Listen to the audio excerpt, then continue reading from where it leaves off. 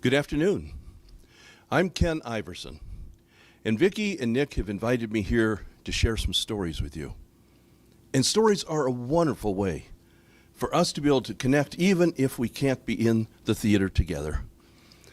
Now, I know that during this time, we've all been isolated and separated, even while we passed St. Patrick's Day and April Fool's Day. And so today, for the stories I'm going to tell you, I'm going to include some Irish stories and stories about one of the most foolish people I ever heard about, just to kind of honor those holidays. I think I'll sit down and be comfortable. I hope you're comfortable wherever you are, have something to drink, perhaps a snack, and settle in, because we're going to share some stories.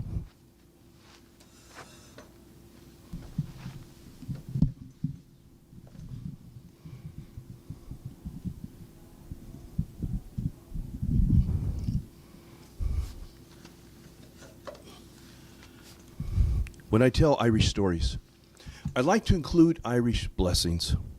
Now, the reason is because Irish blessings are funny. They're not religious. They're always about life. They're always of the heart. And sometimes they're confusing, which I appreciate. Often the first line of a blessing leaves you wondering what in the world it's all about, and the second brings it right to the home, right to the heart. So here's an Irish blessing I'd like to share with you. May the roof above us never fall in. Now you're probably thinking, that's not much of a blessing. Who would have worried about it till I said something? But the thing is, there's another line, and it makes it so wonderful. So here's the whole blessing. May the roof above us never fall in. And may we, friends, gathered below, never fall out. Isn't that wonderful? Even while we're in our own separate places, we can still be together. We can be thinking of each other, phoning each other. If you've got a computer, texting each other, emails. We can stay connected. And we will get through this together. So my whole program is about having fun, staying balanced. It can be a challenge, but a good one.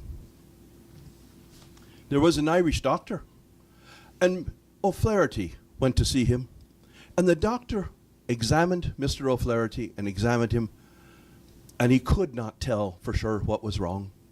And finally he said to him, Mr. O'Flaherty, I'm sorry, I can't truly diagnose what's wrong with you. I'm just not sure. But I suspect it has to do with consuming too much alcohol. O'Flaherty started to laugh. And he looked at the doctor, his nose red, his cheeks puffy. He said, it's okay, Doc. I understand completely. I'll tell you what, I'll come back when you're sober.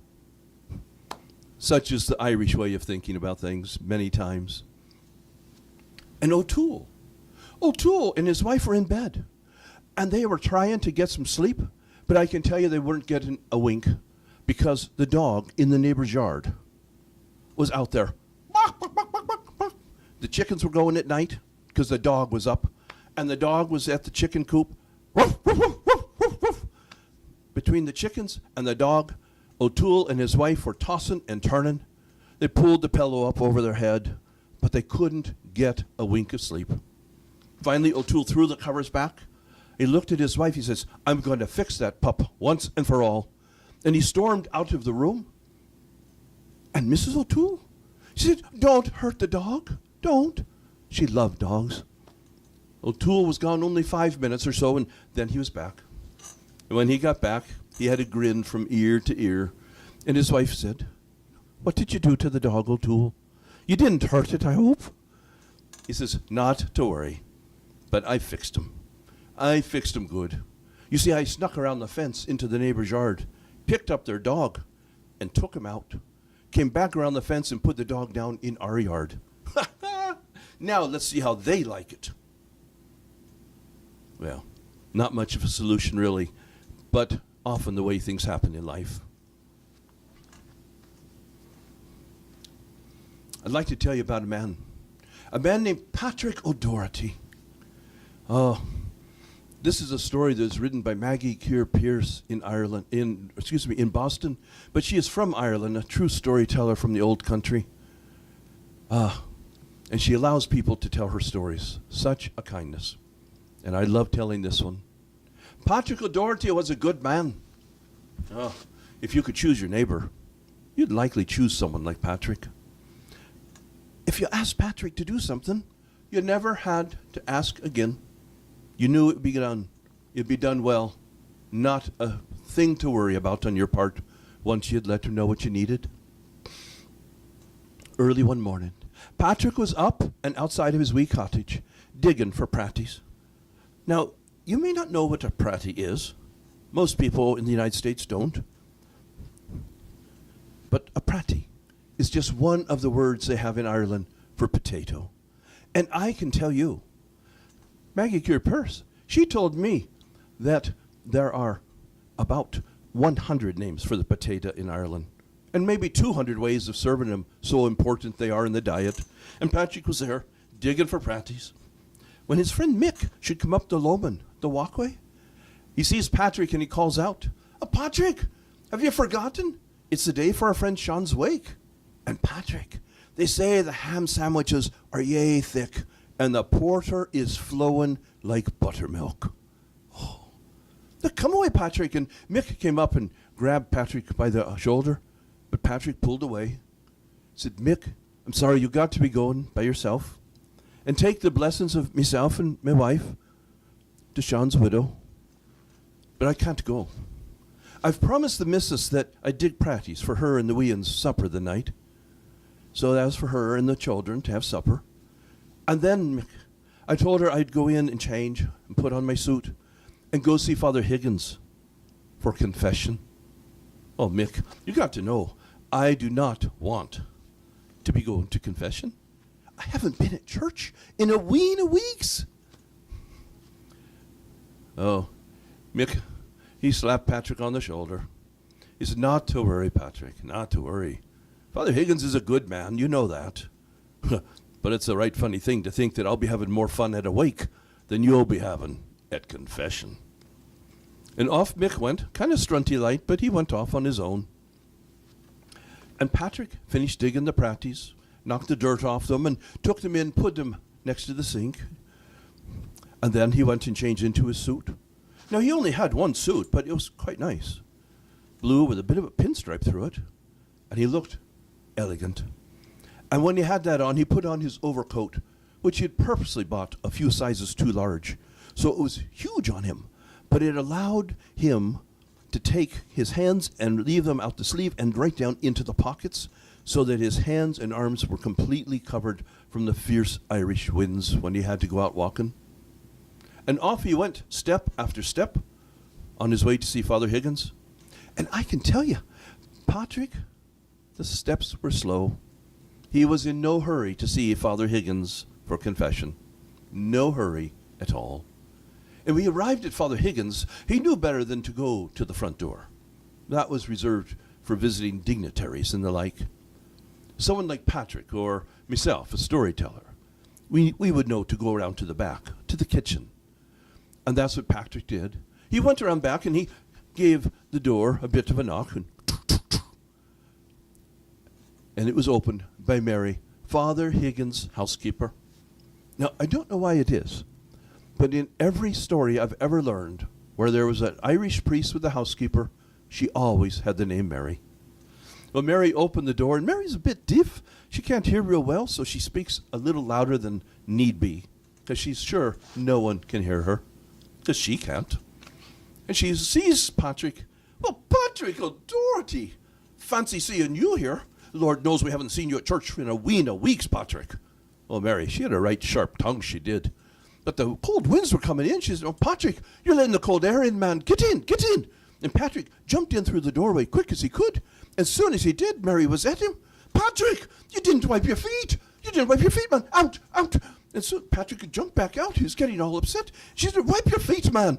And he started wiping his feet. She says, Patrick, you're letting all the cold air in. Get in, get in. And Patrick jumped back in and she slammed the door behind him. Oh, Patrick was already completely aflutter. Mary looked at him. She says, well, Father Higgins will be happy to see you, Patrick. Well, why didn't you have a seat?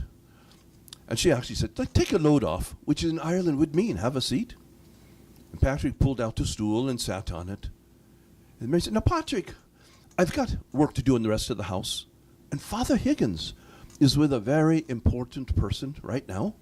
So you wouldn't mind waiting, would you? Of course, Patrick wouldn't mind waiting. So Mary said, I will come and get you, Patrick, when it's your time to see Father Higgins. He'll be done with the other person soon.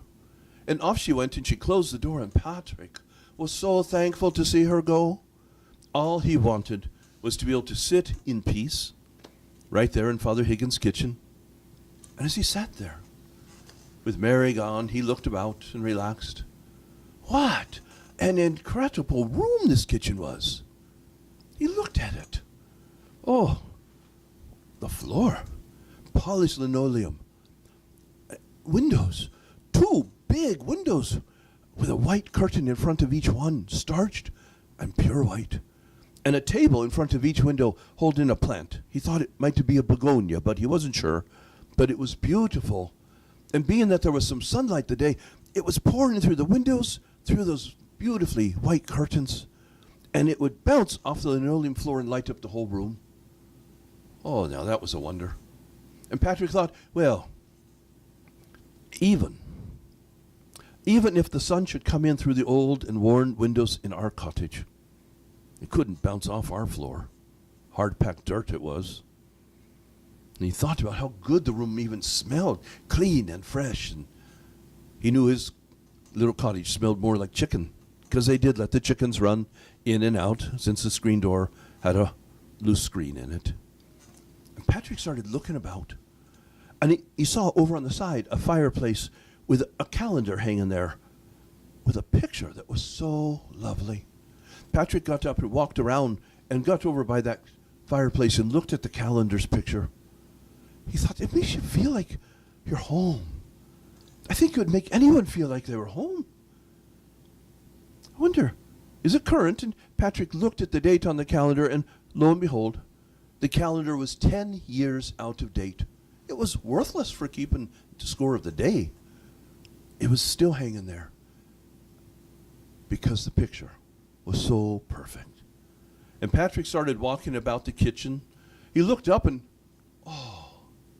he hadn't realized that not only was the floor incredible to look at, so was the ceiling. He looked up. Exposed beams, a vaulted ceiling in the kitchen. Patrick thought, in the kitchen of all things. And as he walked about looking, he thought, in our house, I can reach up and push on the other side of the roof. This is beautiful. The woodwork is lovely.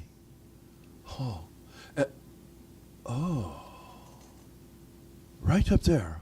Right up there. Now, if you look up, you might be able to see it, even from where you are. Right there, in the rafters, was a side of bacon. Patrick hadn't tasted anything like that for so long. He thought, how long has it been since my family shared bacon at a meal? He couldn't recall a time. And he started thinking about how good it would be if he could take that whole side of bacon home and give it to his wife. Now, she'd get out the sharp knife and she'd slice thick slices of it. And she'd put the pan on and put the heat up high underneath it. She'd get stools nearby so the children could get up on it and watch. They'd never seen bacon cooking. And soon that bacon would be sizzling and popping, and the smoke and the smell would be coming up and filling the entire cottage with the smell of bacon cooking. And just then, Patrick realized what he was thinking. That he was thinking about stealing bacon from the very priest he was about to give confession to. And he stood back and he called out. He says, "Get thee behind me, Satan! Get thee behind me!" And it worked. The thought of stealing the bacon went out of his head and was gone. And it was gone for easily 5 seconds.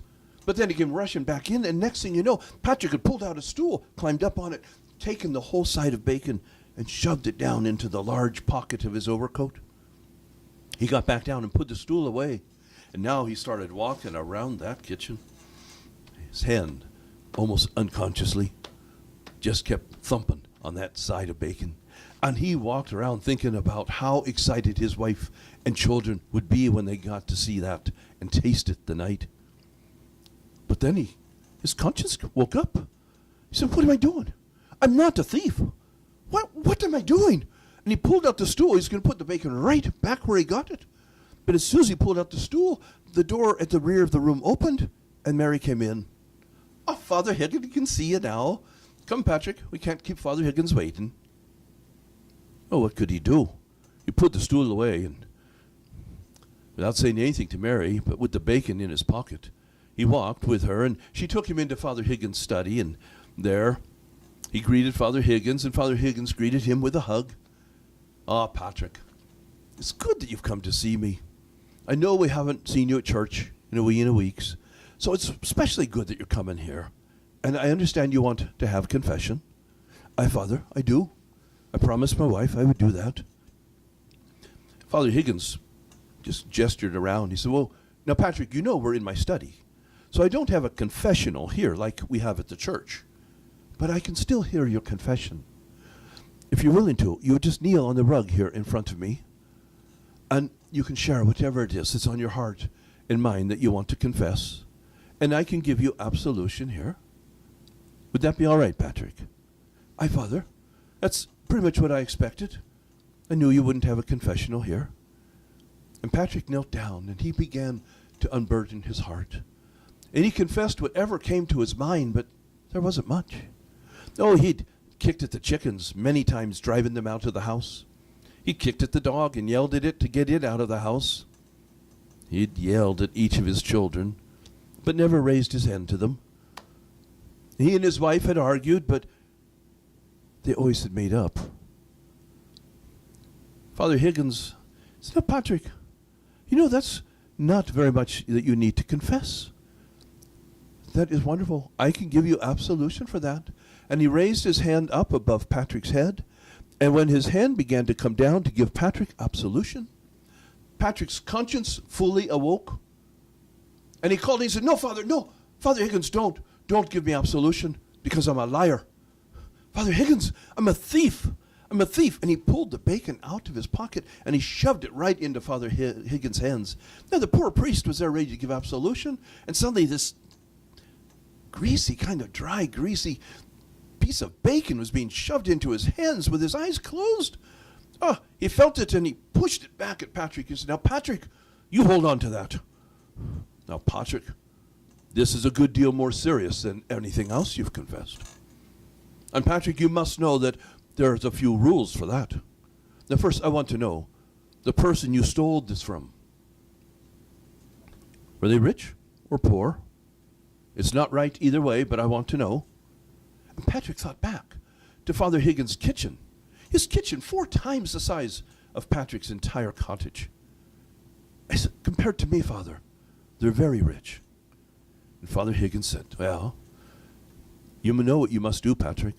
If you've stolen something, the first thing you must do is go and put it back in the hands, or try to return it at least, to the person you stole it from. Now, Patrick started thinking, hadn't he just done that? He had taken the whole piece of bacon and shoved it at Father Higgins. And so he said to Father Higgins, while still holding the bacon, he said, that's just what I did, Father. Exactly what I did. I tried to return it to the person I stole it from. Oh, Patrick, I'm so happy to hear that. And what did the person say? Their exact words, Father, were, Patrick, you hold on to that. Father Higgins smiled. He said, Patrick, then you've done no wrong. You don't need to confess it.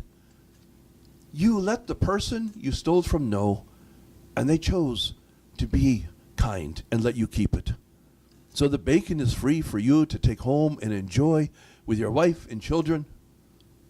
You need not confess that. So let me give you absolution for the sins you have confessed, Patrick. And soon Patrick had received his absolution. The side of bacon was firmly back in his pocket. Father Higgins had walked him to the door and was giving him a large hug and asking him to come back to the church more often. And Patrick said he thought he would do that. And he thanked Father Higgins for his kindness. And out the door he went, and I can tell you his steps going home were higher and lighter and brighter than they ever were going to see Father Higgins. His hand rested firmly on that side of bacon. And he would know that as soon as he got home, he would be giving it to his wife, and she would pull the stools over close. The children would get up on them so they could watch. And into a hot pan, she'd be slicing thick slices of that bacon. And when it was sizzling and cracking and popping, she'd slide it over, and she'd start cutting off thick slices of the praties he had dug the morning. And soon they'd be sitting down to nicely browned pieces of pratie and crisp bacon and having a meal like they had never had in their whole life. That's the story of Patrick O'Doherty. The Irish, by and large, are very religious people, but they also love poking fun at the church.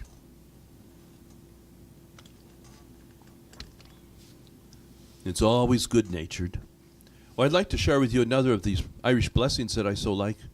This was my grandmother's least favorite blessing.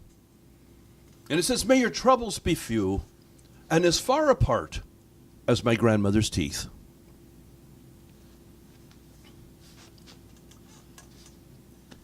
Well, I'd like to tell you a story about a man that inspired me when I first read about this in the paper years and years ago. I thought, I've got to write a story and tell it. And it's about a man named Larry Walters. And Larry had a dream. Wow. You've had dreams, haven't you? You know, actually, as I'm doing this, and you're in your apartments and I'm here in the theater, but you can be laughing if something is humorous to you. You can be shouting out and nodding and so forth, because you can participate even from where you are. Well, but I know you've had dreams. Some big. Whew, maybe like that. Some small. But Larry Walters, when he was 13 years old, he had a dream that changed his life. He woke up thinking about it and thinking, oh, I want to make that dream come true. But the trouble was, Larry Walters knew that what he wanted was impossible. It was something that nobody had ever done. Never. Larry carried the dream with him, and he knew he couldn't even tell his good friends that were gathered around. Couldn't tell them about the dream. Even at 13, they'd think him crazy. You see, Larry wanted to fly. Now, I don't mean that he wanted his mother to take him down to Los Angeles International Airport, which was just a few miles away, put him on a plane to go see Aunt Bertha. He would then be flying, but it wouldn't have mattered. No, Larry wanted to fly. And that he knew was impossible. He had seen the newsreels. I'll bet you've seen them too. Oh, the man who made a bicycle, and he put wings on it. Almost like a biplane had multiple wings, but his had 6 or 7 wings on each side. And when he pedaled, the wings went up and down and went off a slight cliff out at the beach. And off he went down into the sand. There was a man that made wings out of leather and feathers, and he ran off a little cliff at the beach too, and he also... No one had flown. So Larry knew that what he wanted was apparently impossible. But he carried the dream all through high school. During Vietnam, he went to Vietnam in the Army. He flew around in that country, even in helicopters, but there was still too much metal around him. When he settled back in the States, back in his hometown of Long Beach, California, Larry started thinking about that dream even more. He started thinking there might be a way I could do it. And back then, this is in the 1980s, they had Army Navy surplus stores everywhere, and they were wonderful to go to. Oh, you could find anything there. Anything. And he started going and buying everything he thought he would need. And soon he had a living room at his house in Long Beach that was filled with boxes of things he thought he needed to make his dream come true. And he started telling friends about it. And to a one, they would say, Larry, no, you're going to get hurt. You may be dead if you do that. You can't fly. But he hadn't figured out how to do it. They were just afraid of him trying to do something as crazy as making leather and feather wings or something, which everyone agreed wouldn't work. Larry would sometimes take the weekends when he was off, and he'd go outside, and maybe he'd go in the backyard and sit in his lawn chair or get it and carry it over to the driveway where he had a good clear view of the sky. And he'd be watching. And usually in Long Beach, being somewhat close to the ocean, there'd be wind. But one day, I believe it was July 22nd, 1982, Larry was now 33 years old and still carrying the stream. He went out and sat in his lawn chair in the driveway, looking up at the sky, and when he saw the clouds, it was as if the white clouds in the blue sky were just holding still. He looked at the trees, and the leaves were just still. He thought, no wind. This is the day. And he went in to the house and got on the phone and called his friends, and, do you remember that dream I've been telling you about? Yeah. Well, I'm going to try and make it come true today. No, Larry, don't. You'll get hurt. You may be dead. No. He said, well, I'm going to try with or without you. Do you want to come over and help me? Oh, yes, I wouldn't miss this for the world. And his friends were soon pulling up in front of his house. They came in, and they asked him how they could help. Larry showed them all the boxes in the living room. He said, take them all outside, and we need to line them up. The ones that have an R on them, you can put down near the end of the driveway by my truck. And then all the rest of them put at the other end of the driveway. So they carried all the boxes out, and soon there were a lot of boxes out in the yard along the driveway. And Larry said, open up the ones that say R on them. And as his friends opened them, they had a puzzled look, and they looked at each other, and Larry, what's with all the rope? Why do you need so much rope? Because each box was filled with a long coil of rope. He said, here's what I need. What I need now is for you to cut some rope for me. Measure it out and cut it. And lay it out, put one in right here near my truck, and lay the rope, each piece, all the way down the driveway. I need 15 pieces, 80 feet long. Wow. Okay. They didn't know if they were going to weave something, or what was happening. But they started cutting and measuring. And measuring out 80 feet is a bit of a chore. Most people only have a tape measure that's 10 or 15 feet long, 20 feet. So they measured it out. And soon they had the rope cut. I said, okay, Larry, what's next? He said, more rope. Okay, I now need 15 pieces, 60 feet long. Okay. They cut those. Said, now what? He said, now I need about 10 pieces. Okay, they're going to be 40 feet long. And maybe 5 pieces 20 feet long. They ended up with 45 pieces of rope stretched out at different lengths all the way down the driveway. And they said, Larry, enough of the rope, we don't understand. What in the world do you have in mind? He said, I think I figured out a way that I can fly. And I can feel what I want. Because what I've wanted to feel is, I don't want all the metal around me that a plane has. I want to be up maybe 100 or 150 feet above the neighborhood, right where the birds are flying. I want to see the birds eyeball to eyeball. I want to hear their call from up where they fly, not where they're just down on the ground and in the bush. So that's my hope. And what we're going to do is we're going to take one end of every one of these ropes, all 45 of them, and we're going to tie them onto my flying machine. And then, at the other end, open those boxes, and when they did, they were amazed because they pulled out balloons. Oh, not regular balloons. These balloons were 6 feet across. Weather balloons. He had 45 of them, and he had tanks of helium to fill every one of them. He said, we're going to tie one end of each rope to my flying machine, and then we're going to take the other end and inflate them, balloon by one balloon at a time, and tie it off, and tie it to the other end of the rope.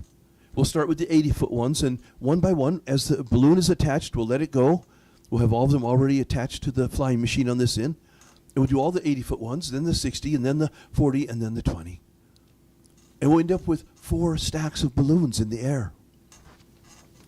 And my hope is that then I can sit in my flying machine and be lifted up to hopefully 100 or 150 feet in the air. And they said, Larry, it sounds crazy, but bring out your flying machine and let's get started. So it's here. And he pointed to the lawn chair. What? What? You can't be serious. It was just one of those old 1980 aluminum lawn chairs, thin aluminum tubing. What was it? Nylon bands going crisscross. I didn't trust them sitting next to a swimming pool. Then you sit them and squiggle your bottom around. Your bottom moves, and so does the whole chair. Not very strong. But Larry said, this is what I'm going to use. He said, so some of you now, tie one end of every rope to the chair. The rest of you go down there. Start with the 80-foot ones. Inflate the balloons, attach them to the ropes, and let them go one at a time. And a couple of people come with me, and they went in the house, and they came out, and some were carrying gallon jugs of water. Some were carrying, one was carrying an automotive seat belt, and Larry was carrying a rifle. Everyone stopped when they saw the rifle. He said, it's a pellet gun, don't worry. He has his friends tie 15 gallons of water, 15-gallon jugs of water to the seat, all with like bows that he could pull on to release if he needed to. They took the automotive seat belt and tied it to the back of the lawn chair. And when everything was done, they had already also tied, by the way, the chair to the truck's bumper. It was a good thing, because after about 3 balloons were inflated down there, even with 15 gallons of water, that chair was up in the air. So if they hadn't tied it, they'd be chasing it. When all the balloons were inflated, they looked at Larry. They said, Larry, don't do this. Don't do this. He said, I've got to. I've carried this dream for 33 years, and I think this is my way of making it come true. And I'll be waving to you from 100 or, if I'm lucky, 150 feet in the air. They said, well, what's the water for? You're only going up for, what, an hour or two? He says, yeah, at the most. He says, but the water isn't for drinking. No, the water is ballast. I have no way to know how much weight those 45 balloons up here can lift. And so, if they can't lift me in the chair, I'll start dropping jugs of water one at a time, lightening the load until I reach the height I want. They said, well, what's the pellet rifle for? He said, that's how I come down. Once I've had enough of my adventure, I shoot out balloons until I land softly. They couldn't believe it. Everyone gave Larry a hug and wished him well. And his girlfriend didn't know what to say. Larry got up into the chair, strapped that automotive seat belt around him, wiggled around to make sure it would hold, and he said, cut the ropes. And they cut the ropes that held the chair to his truck, to the bumper. And then they stood back to see what would happen. And Larry Walters' dream of rising up in the air slowly, like a slow elevator, just gently rising to 100, maybe even 150 feet. It never happened. Sometimes we make grand plans and they don't work out at all. No, once they had cut the ropes, they stood back and they watched as Larry and that chair went up like a rocket. They stood there, they were screaming, Larry, Larry. His eyes were as big looking down as theirs were looking up. Oh, why didn't we tie rope to the chair? We've got extra rope. Why didn't we tie some so we could just pull him back down if he went too far? Oh, Larry's dream of gently rising. Oh, no, that was not going to happen at all. And getting as high as 150 feet was his hope. But he went past 150 feet in the first 30 seconds. And as they stood there, their arms outstretched as if magically they could pull him back. Soon he'd passed 500 feet in the air, in that flimsy lawn chair. And the balloons were still pulling him upward. Oh, he could see his neighborhood clearly now, more clearly than he ever wanted to. The balloons kept lifting him, and soon Larry passed 1,000 feet in the air, and then 5,000 feet in the air. Oh, he knew he had made a foolish miscalculation on how many balloons were needed. But this is 1982. There were no computers to look up things like that, no Google. No, he had to just guess. He had guessed wrong. The balloons continued to lift Larry and the chair higher and higher. He was afraid to start shooting out balloons because when they'd cut the ropes, and they'd cut the first one, the whole chair had tilted a bit and thrown him to one side of the chair. And it was such a lurching movement and feel that he was afraid that, well, what if I shoot out a balloon and I don't get one? But it goes up through, that pellet goes all the way up through all four levels, and it gets 4 or 5 balloons. And then maybe I've shot out so many that I'm plummeting to earth. So he just held the pellet rifle as tightly as he could as he passed 5,000 feet in the air. Over a mile was soon below him, and the distinct neighborhood he knew was becoming a little bit less distinct. There were some clouds he was passing, and he went on and soon passed 10,000 feet in the air. More clouds were beneath him now, his view of Long Beach much less distinct, and he could feel the wind, and he would feel it hit the balloons, and the balloons would move, and he could feel the seats just sway. And he knew he was being blown away from where he had gone up, though he couldn't tell where he was headed. The balloons were not done. They had so much ability to lift that they were still carrying Larry and all of that water, and he was not going to drop any of that, I assure you. He did not want to go higher. Up and up he went, and soon Larry leveled off. He looked about, hoping to see birds, but they were far below him. Hardly any birds flew at the height that Larry was now at. As he sat there, floating around, he was getting ready to take the pellet rifle and start shooting up balloons, even if it was a risk, when he heard a strange droning noise from behind him. Now, he couldn't turn around and see what it was. He wanted to, but he could not. But it was growing louder. I think it's a good thing he couldn't turn and see what it was, because what was coming up behind him was a 747 jumbo jet. And we know now, because of that jet, how high the balloons had carried Larry. Because the pilot in that aircraft made a distress call. He said, LAX Tower, which is Los Angeles International Airport's tower. He says, in flight emergency, we have a man up here at 16,000 feet in the air in the main approach corridor to LAX. And he's in a lawn chair held up by balloons. And by the way, he's got a rifle. They diverted the plane immediately. And once they had done that, the people in the control tower at LAX went, what are we doing? A man at 16,000 feet in a lawn chair? Not likely. We've got a drunk pilot. And they started to try and figure out how they would relieve that pilot of his duties and get the co-pilot to take over, when a Delta Airlines pilot called in and said the same thing, confirming that there was someone at 16,000 feet in the air in a lawn chair held up by balloons in the main approach corridor to Los Angeles International Airport, and the person had a rifle. They diverted the Delta flight. They diverted all the flights. They closed the main approach corridor to Los Angeles International Airport. Can you imagine that? All the planes that had to go and land somewhere else. Now, Larry's friends, when they watched him go up and up and up, they'd run in and gotten on the phone and called the California Highway Patrol. And his girlfriend had told them all about what was happening. And then the California Highway Patrol dispatcher, he said, well, let me get this right. So you've got a boyfriend who attached 45 6-foot balloons filled with helium to a lawn chair, and then had you launch him into the air, and now he's floating over Southern California, and you want to know if we can help. Yes, that's it, exactly. You do know that you've called the California Highway Patrol, correct? We can't do anything. Call the Coast Guard. So she did, and the Coast Guard said the same. What could they do? They couldn't get near it with a helicopter. It might blow the whole thing apart. It was a lawn chair, after all.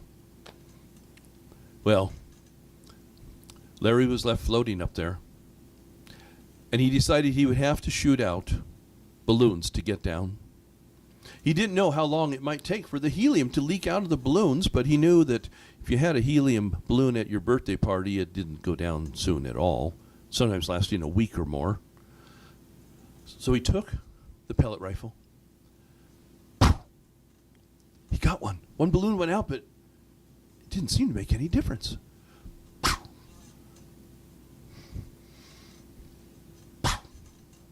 He shot out 3 balloons, but it didn't seem to be making any difference. How could that be?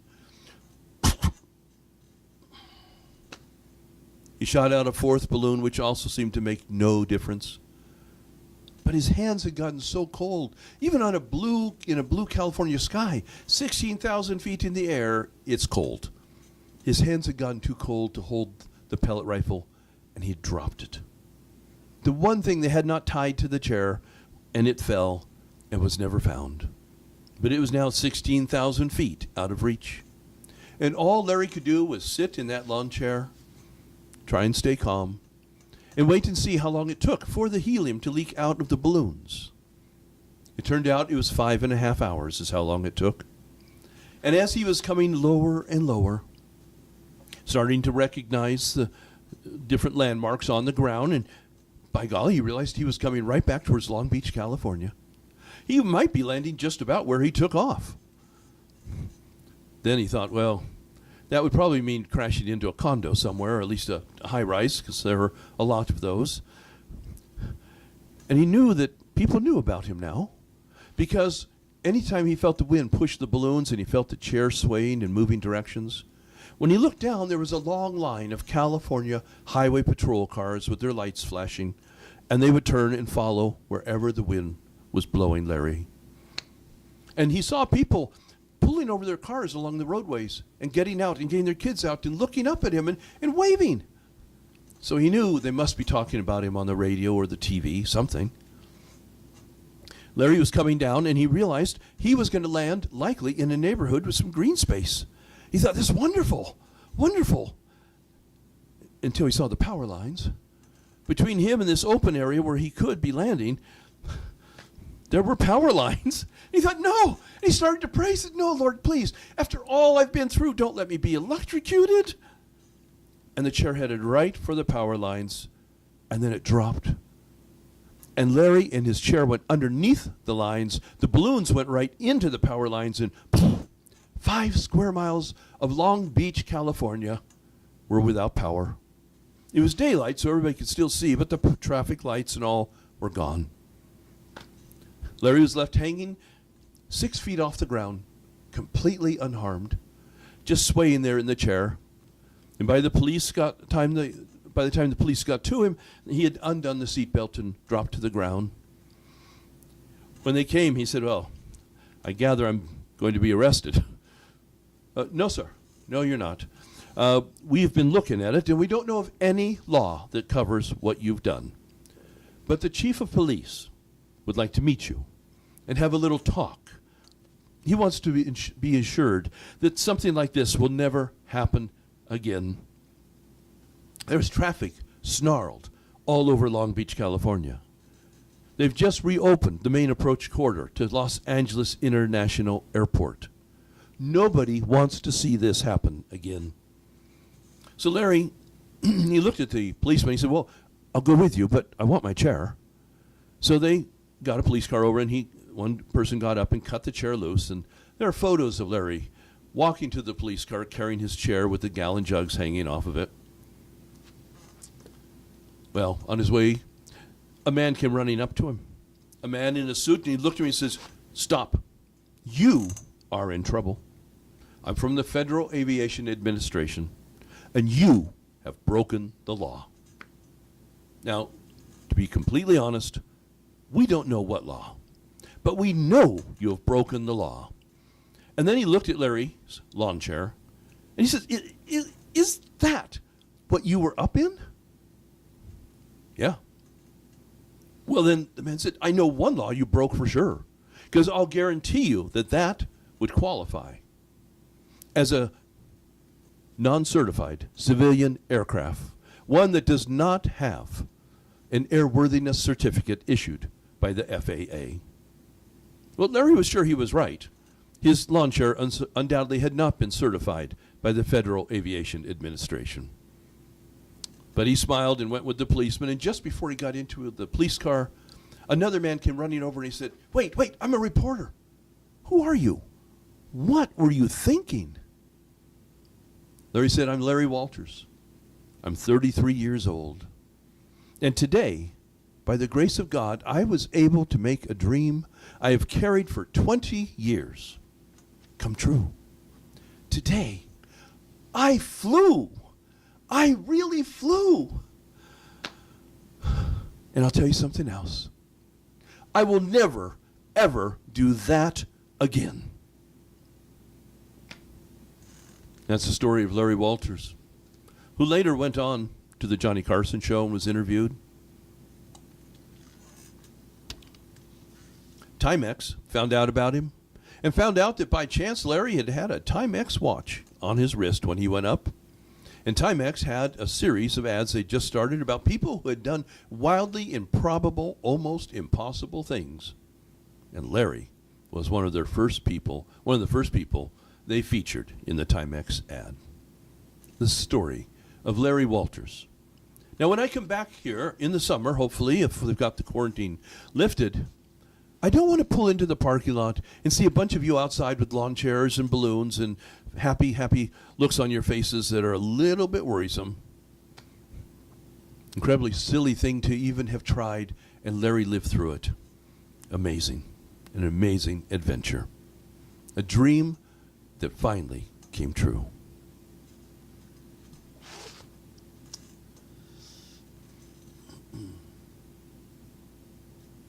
Trying to decide which other stories I can tell you.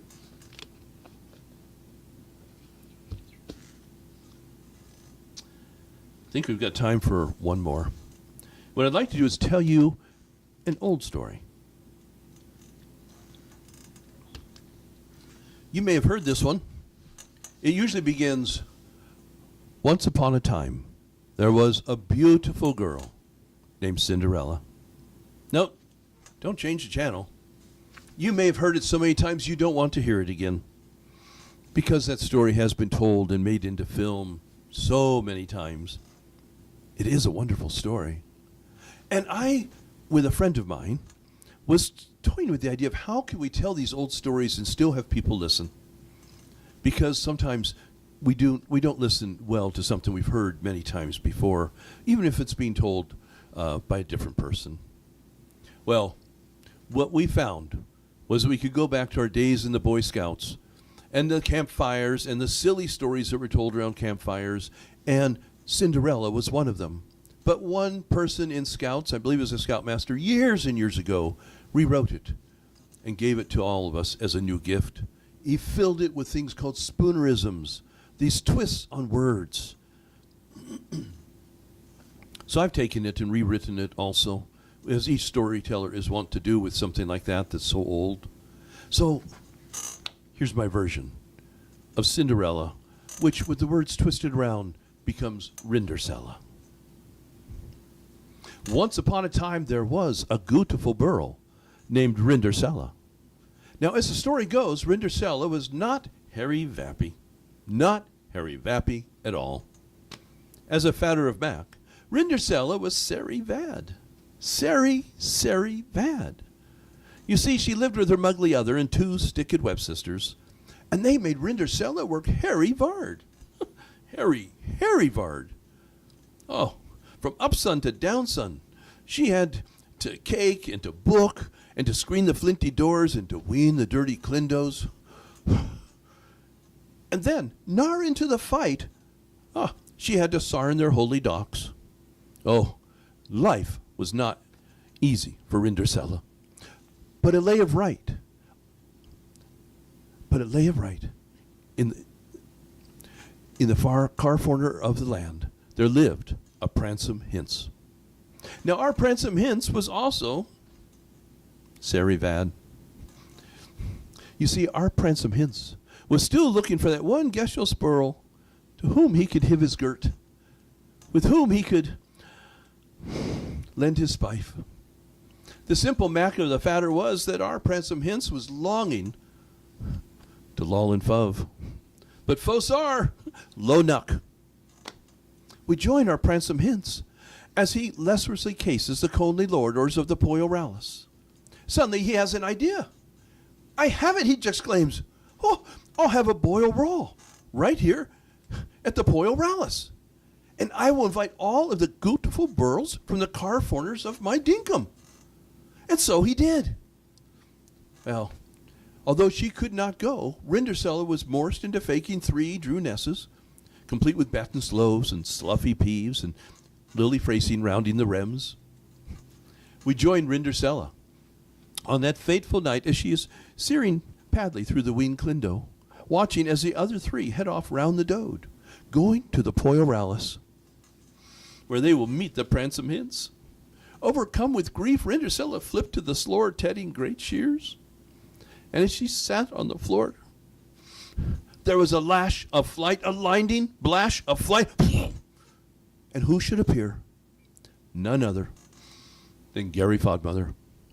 And Gary Fodmother looked at Rindercella and she said, Rindercella, what you crying for? Oh, Gary Fodmother, it's not fair. I can't go to the Boyle Raw and meet the Pransome Hints because I don't have a darty press. Don't cry, Gilly Throw. I'll make you a darty press. And with one wave of her magic man, whoo, Rindercella was dressed in the most beautiful darty press anyone had ever seen, complete with 2 tiny slash skippers, one for each finey toot. Gary Fodmother then looked about Rindercella's room. She went over and peered through the Ween Clindo, and there in the yard was a large orange Pat Fumpkin. She turned that Pat Fumpkin into a clended sploach. And then looking about Rindercella's room, she saw her 3 met pice. She turned them all into clended sploachmen to accompany Rindercella on her way to the Boyle Raw. But then she cast about, looking for something she could turn into hind forces, something to pull the clended sploach. She had already used up all 3 of Rindercella's met pice. There was nothing. But then Rindercella's wonderful Gary Fodmother remembered. I'm a Gary Fodmother. I'm in charge of everything, even the technology. And she went back over and peered through the Ween Clindo. With one more wave of her magic man, she turned that clended sploach into a hybrid. Rindercella would need no hind forces to pull that clended sploach.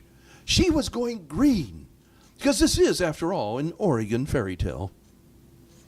Soon Rindercella was in that clended hybrid sploach, accompanied by her 3 clended sploachmen. And she was on her way to the Boyle Raw with Gary Fodmother's final warning ringing in her ears. Be back by the stroke of midnight, because that's when this well spears off. At the Boyle Raw, things went true to form in Borystook fashion. Our Pransome Hints spotted our faded mare as she entered the Boyle Raw, and he rushed and took her into his arms, and it was, fove at first sight. And they spent the entire evening dancing and, gazing wistfully into each other's eyes. And soon Rindercella also had lollen in fove and lost all tack of time. She was horrified when she heard the walk on the claw strike midnight. Midnight! Oh! The well spears off, and she pulled herself from the eager arms of the Pransome Hints, and she raced across the flants door, drew the Thors, and down the dares. But just as she breached the rotum, she slopped her dipper. The Pransome Hints, coming, host reclined her down the dares, picked up the tiny slash skipper, and he vowed to cease searchlessly until he had found the faded mare that had slopped her dipper at the Boyle Raw. Well, he traveled throughout the kingdom and eventually came to the home of Rindercella's mugly other and her 2 sticked web sisters. And I'm pleased to tell you that when he tried that tiny slash skipper onto each of them, you would knit fought their fig beat. But then he looked outside. There was Rindercella tending the animals, and he had her brought in and seated before him. And when he tried that tiny slash skipper, it glint slightly right onto her finey toot. Rindercella smiled at the Pransome Hints and reached into her pocket and took out the matching tiny slash skipper, which she gave to the Pransome Hints. And smiling, he slipped it on to her other finey toot. Oh, by this he knew without a dado of a shout, this was the faded mare that had slopped her dipper at the Boyle Raw. Oh, he knew he was in love. And she was too. And soon they were married. And they lived happily. As why should they not? Or as we often say in fairy tales, they lived happily all the days of their lives.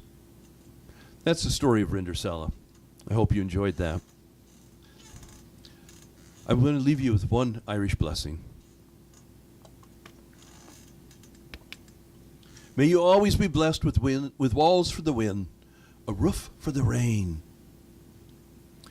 a warm cup of tea by the fire, laughter to cheer you, friends you love near you, and all that your heart may desire. I know we're in time of separation, but we don't have to let that limit our friendships. I look forward to meeting you face to face one day, and I hope these stories have brought some joy to you today. Thanks.